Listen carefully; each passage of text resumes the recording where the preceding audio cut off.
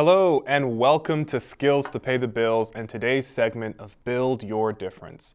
My name is Pierre Walters, co-founder and CEO of Brand Desk, where we work directly with visionaries to help build successful businesses and memorable brands. Part of building a successful business is learning how to overcome self-doubt and build more confidence.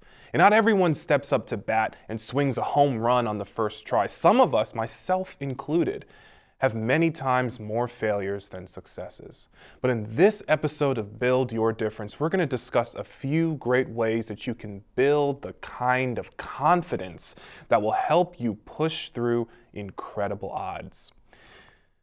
Sajan Patel recently wrote on Inc.com that starting a new venture can be a terrifying and scary experience. He is right, but he goes on to offer a few great ways that you can start to change that experience. The first is to recognize self-doubt when it pops up. That's right, instead of ignoring it or focusing and beating yourself up over it, the best thing that you can do is just call it what it is. Acknowledge it and let it pass, because self-doubt is nothing more than an illusion. It isn't real. And don't get me wrong, the feelings are real, and we don't want to eliminate or stifle them because that's not possible. But what you want to do is empower yourself to take action and let self-doubt motivate you to push forward. When I was a beginning entrepreneur, and in many ways, I still am, I had an abundance of self-doubt, almost constant. But over time, I learned to use that feeling as a motivator, to push forward, to recognize that it was happening and that my comfort zone was being expanded. After all, growth and progress are uncomfortable, and that's a good thing. Acknowledge previous accomplishments and failures. Patel writes about an entrepreneur named Steve Blank. Now, Steve was the leader of Rocket Science Games, who in 1994 appeared on the cover of Wired magazine. He was expected to change the landscape of the computer entertainment industry, but just 3 months later, Steve was faced with losing over $35 million in investor funding. And in just 3 months, he was facing failure. Now, it can happen to any of us at any time. Steve was quoted saying, "Learning from that failure for me was one of the best experiences of my life. I could have quit." But instead of quitting, though, Steve went on to found the startup E.Piffany in 1996, which went on to earn over $1 billion for each of its investors. You see, Steve used his failure to gain forward momentum. Now, you may not have a business failure to that level, and I certainly hope not, but your unique personal and professional experience have created an abundance of learning opportunities. If you can push yourself to focus on the lessons you have learned, then you can remind yourself that you are capable of learning and growing even more. Now, we're going to take a quick break, but stay with us as we learn more about how you can build your confidence and overcome limiting beliefs.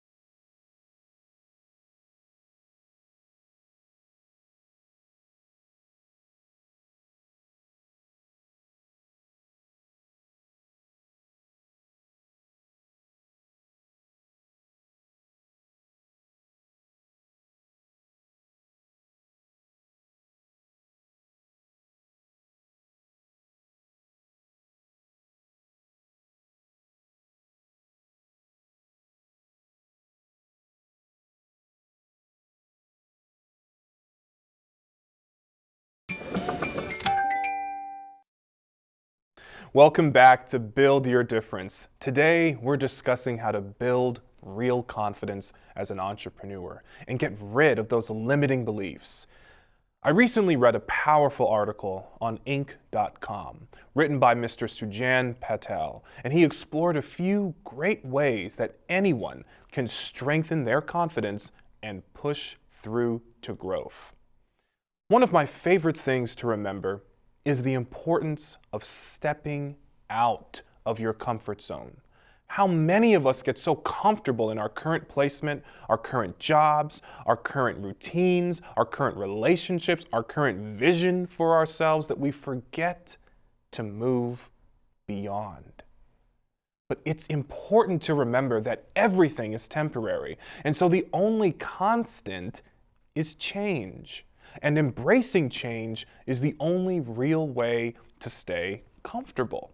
You see, this pandemic, this worldwide shift to a new normal is not new. It's happened before, maybe not at this level, but every day people are being forced to shift, to change, and to step outside of their comfort zone. Getting comfortable with being uncomfortable is the real key to confidence. Practice doing things that get you scared. You know, for me, it was being in front of this camera and doing this very show. I mean, terrifying.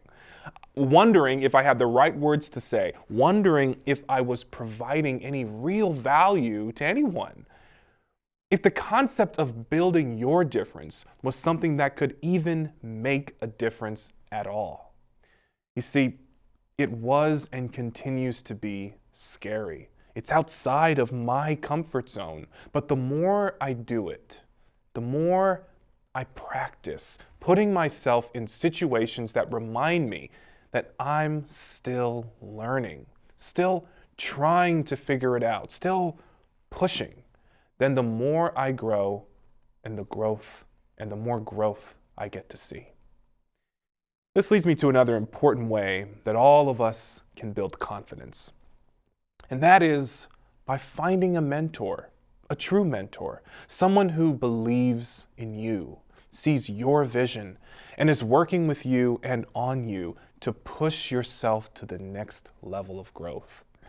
Patel says that it's important to always remember that somebody else has been in the same situation before. And it's important to remember that they felt the same concern, fear, doubt, and uncertainty. Many of us crazy entrepreneurs do fail at one very specific thing. We fail to see the value of having someone to talk to and confide in. And maybe we've learned through hardship that others can't be trusted, or maybe our feelings were so badly hurt that we've promised never to be as vulnerable again. Or maybe, like myself, we've been told one too many times that our ideas simply can't work.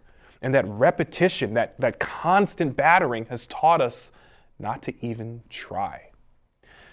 But you see, holding on to those memories and using them as reasons not to push forward and to recognize that true success requires community, well, you see, you can bring many more years of wasted potential. A mentor can offer you guiding light. They can put a spotlight on the path to success, illuminating with their experience the steps that you will need to take, bringing confidence and success with each mile. We're going to take a quick break, but I want you to stay with us because on this episode, we are learning more about how you can build an entrepreneur's confidence so that you can move forward and achieve your vision. Minds can achieve anything. We make sure they get to college. Federal student aid provides more than $150 billion in grants, loans, and work-study funds to make college possible for anyone with the mind to get there. Because if given the chance, minds will do great things. Federal Student Aid, proud sponsor of the American Mind. Learn more about money for college at studentaid.gov.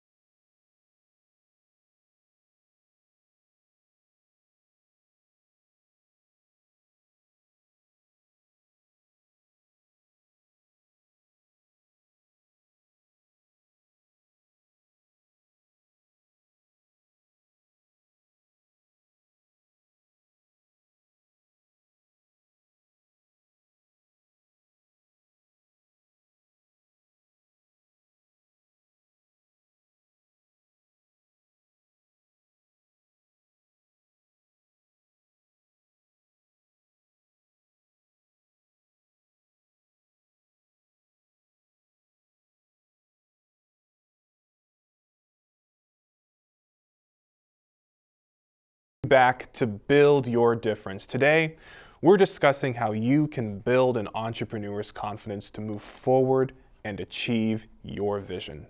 I've been sharing some powerful tips from an article on Inc.com written by Mr. Sujan Patel. And so far, we've discussed recognizing self-doubt when it pops up and using that as momentum. I mean, think about it. Have you ever been in a situation where you heard that little voice in the back of your head? That little voice in the back of your head was telling you that you can't do it. Maybe you have an idea. Maybe you have a vision for your business, or that you want to start or launch, and there's this little voice in the back of your head telling you, that's not for you. You can't do that. That's too big. You're too small. You're not good enough. Well, remember to use that as momentum, because this is an opportunity to prove it wrong. Now, the second thing is remembering to acknowledge previous accomplishments and failures and recognize that, hey, look, if you've done it before, you can do it again. I want to remind you that all of us in our life experience have accomplished so much, because just being alive requires challenge and overcoming of that challenge. There's an obstacle and you're overcoming that obstacle. That's what I meant to say. There are obstacles and we're overcoming those obstacles. And that's just by nature of being alive, just by nature of going through the educational process, going through school, going through college, getting a job. I mean, if you are taking care of yourself, taking care of your family, and you're doing the best that you can, and you've got this idea to start a business on top of everything else, then you know what? You have already shown that you can overcome obstacles, and you can keep doing it over and over and over again. And taking a step into entrepreneurship is really not that different.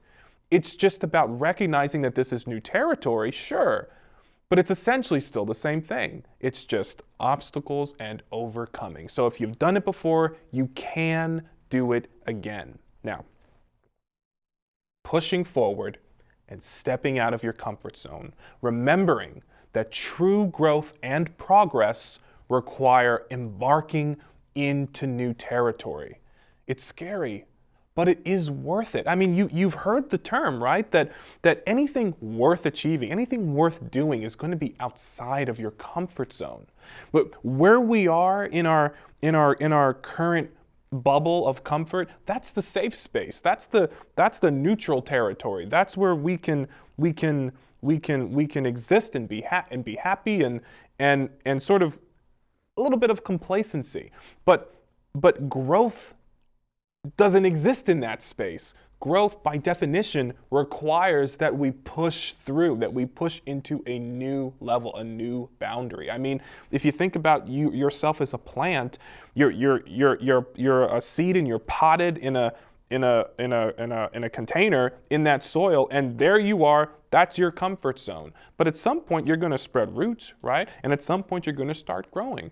And if you keep growing, you're probably going to get too big for the pot that you're in, and you might have to be repotted. But that's a good thing because you're growing. You're becoming a much, much larger plant. We have to move out of our comfort zone, and you can do it. It is worth it. That's why it's so important to find a mentor, someone who can shed a light on the path that lies ahead. Something that has been a particular challenge for me over the years has been learning to simply say no. I mean, I know it sounds easy, but it's not. It's natural to want to please the people around you, your customers, your clients, your team members, potential investors, supporters, your community. But saying yes to everyone pushes you to spend so much energy elsewhere that your vision is left with nothing else but the remaining no. And this leads us into a dark place. This leads us to depression, thoughts of failure and burnout. And after time has passed, we're looking in the rearview mirror and we're wondering what could have been instead of what is. Confident entrepreneurs recognize that saying no is healthy, and saying no is saying yes to what matters and what's important and what pushes your vision forward. It allows you to respect your own time and resources, and it forces other people to do the same. The last way to build confidence as an entrepreneur is one that I think deserves a real moment. And that is making an honest assessment and planning for change. There's a quote by Vincent van Gogh that I want you to meditate on. If you hear a voice within you say, "You cannot paint," then by all means, paint, and that voice will be silenced. Think about that. All of us hear that voice in our head. We hear that voice that something is too grand, it's too complex, it's too sophisticated, it's too beyond us. I'll tell you, in my own life, you know, when I first left high school, I really just wanted to be an actor. I just wanted to be a performer. And there was a certain comfort in that because I had focused on that in high school. That had been sort of my passion at that time in my life. You know, there was a certain simplicity to receiving a script and then performing it. And I enjoyed that. And that was my focus. That was what I wanted to do. But in the back of my head, I had these thoughts of starting my own business, or these thoughts of potentially starting multiple businesses. I mean, there were a lot of thoughts, and I would push them down. I would suppress them because I thought to myself, well, no, I'm not good enough for that.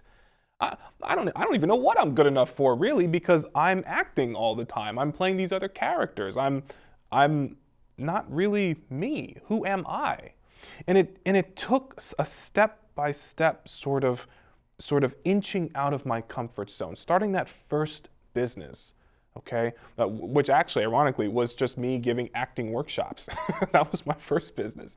And then from there, starting another business, getting into directing and getting small projects where I had control over the vision, and I had an opportunity to direct other actors and give them my perspective and see how that changed things, and see how other people took my words or my direction and incorporated it and together through collaboration made some incredible pieces of work. And then from there I thought, well, what about getting into graphic design? What about getting into internet technology? What about getting into media at a broader level? What about getting into publishing? So I had these thoughts, and at each stage in my life when these thoughts were introduced into my mind, they were too big. They were thoughts telling me that I can't paint. But like Vincent van Gogh said, by all means, paint, and that voice will be silenced. You see, I love that quote because confidence is earned through doing. It comes from hard work. Sujan Patel writes, confident people are self-aware, and that true confidence they wield is firmly planted in the reality that they've created. Listen, if you want to grow and change, then you need to start by being honest about what you're currently able to achieve. A self-assessment of your current abilities is the honest place to start. And instead of ignoring that inner voice that all of us have telling you what you cannot do, simply recognize that just its speaking is actually permitting you to break a barrier, a boundary, a limitation that will strengthen your skills and push you ahead. Ignoring your weaknesses does not make them go away. It doesn't make them disappear. It doesn't make them any less real. But finding a way to minimize their impact in your life will permit you to reach new heights and new levels of growth. Self-awareness as an entrepreneur is your secret weapon. It's the one thing that you can rely on to shake off doubt, groundless or useless feedback and criticism, all that limiting nonsense all of us give into. We give into it more than we should. But you don't have to, because when you build that confidence through practice, through step-by-step incremental growth, you're actually showing that you have no limits. You really don't have any real barriers. I mean, they're psychological, but they can be expanded. They can be stretched, and you can do it.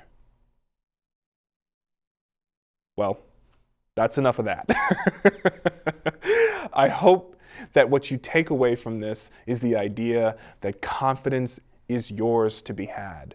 And if you have any thoughts and any concerns that you can't do something, recognize that that's all they are. They're just thoughts. They're just concerns. I want to thank you for watching Skills to Pay the Bills in today's segment of Build Your Difference. You know, building a business, it's challenging. It pushes us all to places that we did not know that we could reach. There's failures and there are successes, and both are necessary to create a journey. And if you've been in business long enough, you'll know that failure is just a step towards success. And success is just a step towards a new failure. It's a cycle, and we shouldn't be trapped in any one part of it. Because as you build your difference in the marketplace, remember that to succeed as a new entrepreneur, you need to believe that you have what it takes, and that whatever you don't have, you can gain through community, support, mentorship, and teamwork. Thanks for watching.